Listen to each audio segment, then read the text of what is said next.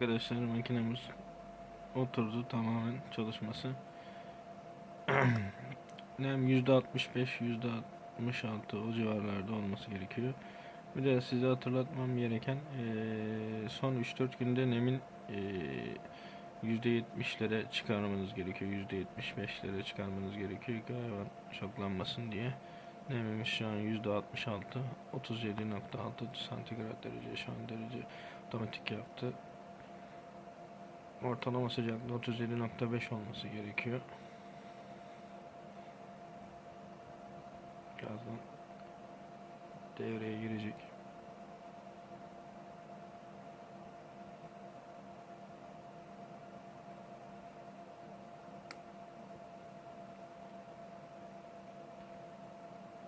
Son gün civcivlerimiz çıkmaya başladığında dikkat edersiniz, hayvanlar çıkıp ayaklarını yumurtalıkların arasına sokabilirler, düşebilirler.